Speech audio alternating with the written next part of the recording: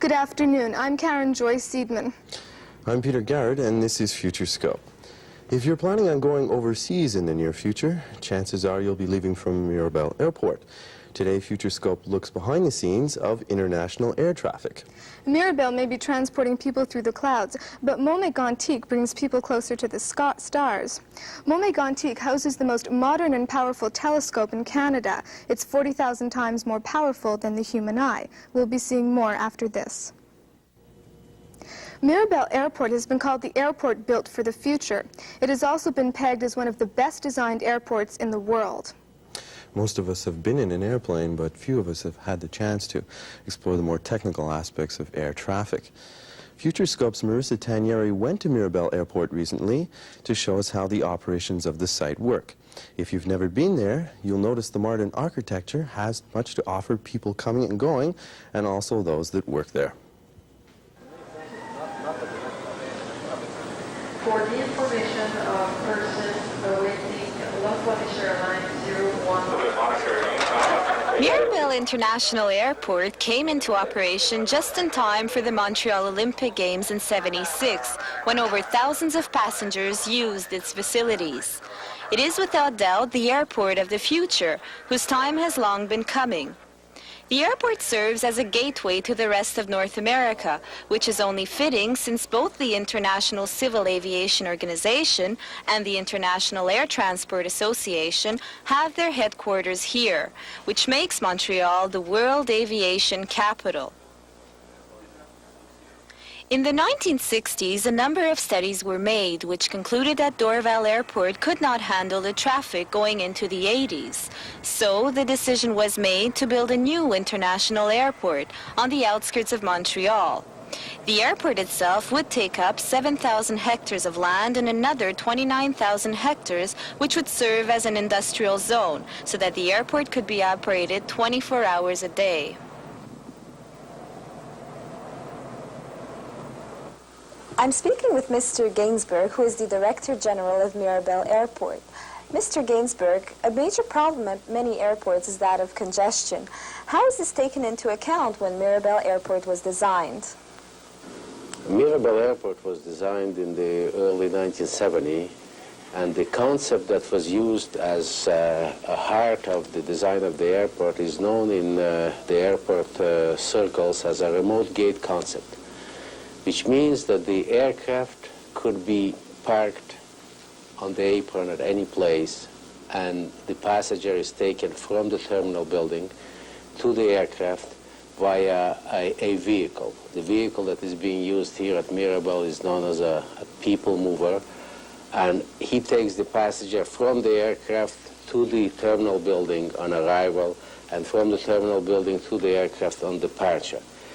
And the design of the terminal building was such that the waiting that people are experiencing in other airports, waiting for their luggage, is now being done inside the vehicle that is taking the passenger from the aircraft to the terminal building, which means that the passenger is spending very little time in the terminal building, which means that the terminal building has a fantastic capacity. The design capacity of the terminal building at Mirabel is 6 million. If we extrapolate the traffic that we had for the 1976 Olympics, for the 3 weeks, if we extrapolate that for the whole year, we could handle easily about 10 million passengers.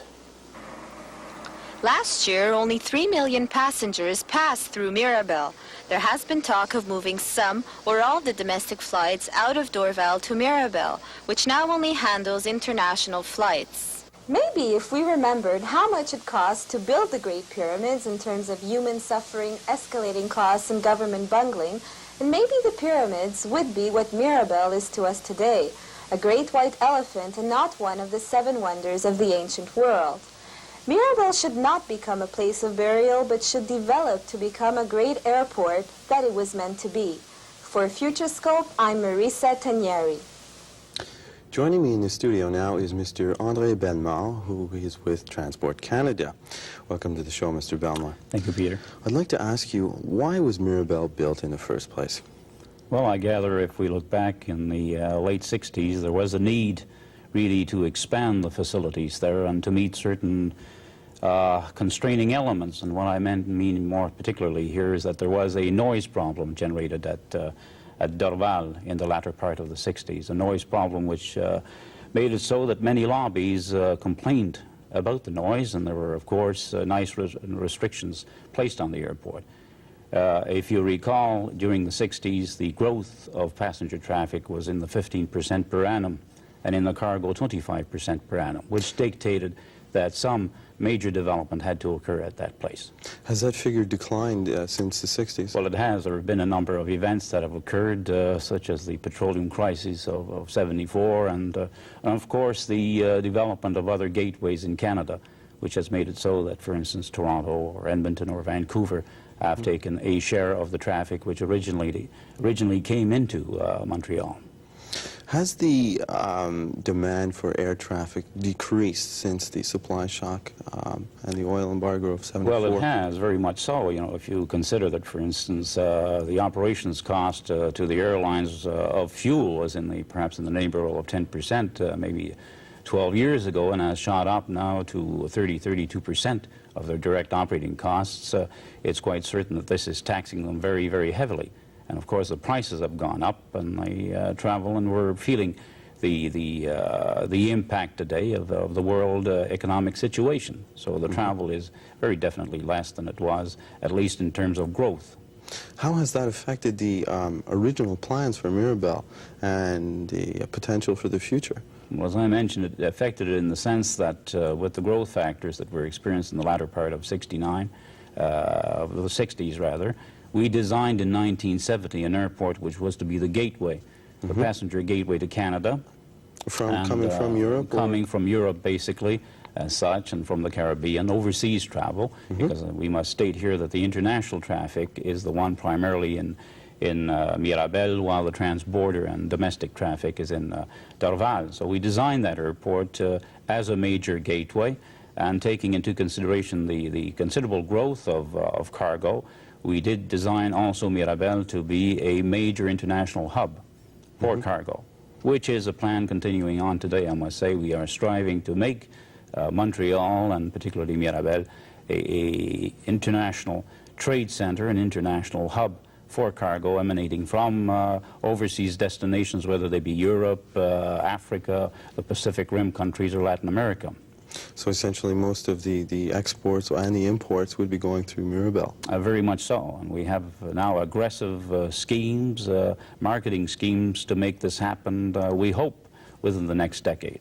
How does Mirabel compare to some of the airports, say Toronto International, from the point of view of being up to date or technical aspects of it? Well, I think we can say that Mirabel is one of the most modern, if not the most modern, the most recent concept, at least, in Canadian airport design. It has a number of built-in safety features, such as the length of the runways, the setbacks of buildings, the approaches to the runway systems as such, the height zoning restrictions, the environmental considerations which went into, incidentally, the expropriation of such a large territory. You know, we're talking here of 36,000 hectares, which is the world's largest land mass, and within those 36,000 hectares, you've got 7,000, that is 17,000 acres, 7,000 hectares or 17,000 acres, which is the operational zone. A hectare, is that a metric measurement for This is the acre? metric measurement, 36,000 hectares or 88,000 acres. When Mirabel was built, it's my understanding that there was a considerable mass of land that was bought and is now not being used. Is that correct? Well, not being used. I would say it's very efficiently used for agricultural reasons.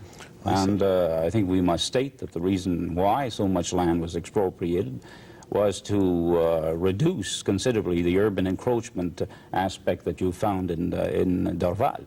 One of the reasons, there are limitations to Dorval's expansion today. It has 3,000 acres, but when you really look at that airport operations area, it is built up all around, and we wanted to prevent this. You know, you mentioned a few minutes ago that perhaps Mirabel was the airport of the next century. Well, it is in the context of the environmental controls that we put in there and the great care that our planners and our operations group placed in making this airport a very, very safe airport to operate in and out of. What are some of the safety features that people would find at Mirabel as opposed to some of the more obsolete airports that were built in maybe the 50s? Well, safety from the standpoint, you know, there are many ways of looking at safety from the standpoint of navigation, for instance. I think we have built in, as I say, physical features in terms of the runway and taxiway concept and the approaches to that airport, which make it extremely safe for pilots to fly in. That was, as a matter of fact, one of the reasons why the Mirabel site was selected over other sites in the Montreal area. There is, of course, as I mentioned again, the environmental controls that we placed on the development of the site as such. And if you're talking about safety of operations at the site, we have, of course, the emergency plans designed to react to any crash that could occur there or any major catastrophe. So everybody's pretty safe at Mirabel then? Well, I would think they are. I would think they are. Okay. Well, thank you very much for joining us. Thank Come you, again Peter. sometime. We'll be back in just a moment. Futurescope's second topic for the day reaches even higher altitudes than air travel. Much of the research being done in astronomy may seem far-reaching to the average person, but astronomy does have a more immediate relevance to all of us. The weather can be radically changed by what happens in space. For instance, if the sun were to dim, we could face another ice age. Futurescope's Leora Frucht visited the Mont Mégantic Observatory, and she has this report. Since the beginning, man has strived to see and make sense of the heavens. This is the Mont Mégantic Observatory. Built 4 years ago at a cost of $3.5 million, it's one of the best spots in the country for studying the universe. 200 kilometers east of Montreal puts it out of the range of city lights that interfere with an astronomer's view of faint starlights, and perched on the highest slope in the province, it's able to rise above most turbulence. In short, it meets all the criteria to make it a keyhole on the cosmos. Inside, we find some of the best equipment and top minds in the country. This 5-foot diameter telescope lens is 1 million times as powerful as the human eye. Weighing 22 tons, this machine is one of the most modern telescopes in Canada. The director of the observatory is one of Canada's leading astronomers, Dr. Serge Demers. An assistant works this control console to align the telescope and move the dome roof, while Dr. Demers looks for his distant target.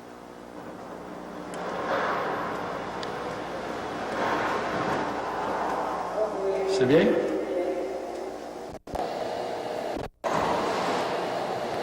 Appropriately enough, the ghost of Albert Einstein lingers in the background while Mont Mégantic's astronomers work. They are under the constant gaze of this man, whose theory of relativity revolutionized our perceptions of space and time. And one doesn't need to know physics to be struck by the dimensions we're dealing with in this cosmic keyhole. This is the observatory at night. It's a photograph taken over a 2-hour exposure period. The streaks in the sky are stars. They're caused by movement. Not the movement of the stars, but the movement of the Earth itself in just 2 hours. So what are we looking at over here? How many stars does it contain? This is a ball of star containing, I don't know, 500,000 stars or so. And the stars are all very old, nearly as old as the universe, something like 15 billion years. This photograph was taken by attaching a photographic plate to the telescope's lens and exposing it for hours. Here's where Mont Mégantic's location really counts. Many other observatories can't take exposures of more than a few minutes because nearby city lights would distort the image. In Toronto, you could expose only for a few minutes. Oh, I'm sure, yes, maybe 10 minutes at the most. Compared to what here? Several hours here. Uh-huh. So, for instance, this photograph that you took, would you say this is the only observatory in the country where this photograph could have been taken? At this time, yes. Photographing distant galaxies is a very small part of an astronomer's work. To learn how old these galaxies are and what the stars they contain are made of, an astronomer relies on more sophisticated equipment. This is a spectrograph that is used to analyze the light of stars. The art of the spectrograph, the major part, is what we call a grating. That is a glass plate with millions of cuts in it, of lines, and it splits the light of stars into its different components. That is, it produces a rainbow when white light strikes it. Each colored blur you see here is the spectrum of a star in the Milky Way and is produced when the starlight strikes the spectrograph. Close up, the spectrum looks like this. The dark lines are different for every star. So to an astronomer trying to identify a particular star, its spectrum is like a fingerprint. No two are alike. For example, if we look at this line here labeled 4101, we see that as we go in the sequence from top to bottom, it's big here and it gets fainter and fainter. And what line is that? This is a line produced by the atom of hydrogen. This is a temperature sequence. Here you have cool stars and here you have hot stars. A wider hydrogen line means a hotter star. In this particular case, yes. Astronomers depend on machines like these in their quest. Within months, the astronomers here will have even better equipment at their disposal. With this technology, astronomers like the ones here at Mont Mégantic are gradually closing in on the cosmos. The key to understanding the beginning and maybe the end of the universe lies in the distant galaxies that they are able to bring into focus. For Futurescope, I'm Leora Frucht. Joining me now is Dr. Serge Demers, who is director of the observatory at Mont Mégantic and who is a professor at University of Montreal. Welcome to Futurescope. Okay, my first question is, how does the research being done at your observatory contribute to the worldwide research being done in astronomy? Well, there are hundreds of observatories around the world, and our observatory with its instruments contribute by observing certain kind of stars and certain kind of galaxies. Each scientist, like in other fields, bring to the knowledge of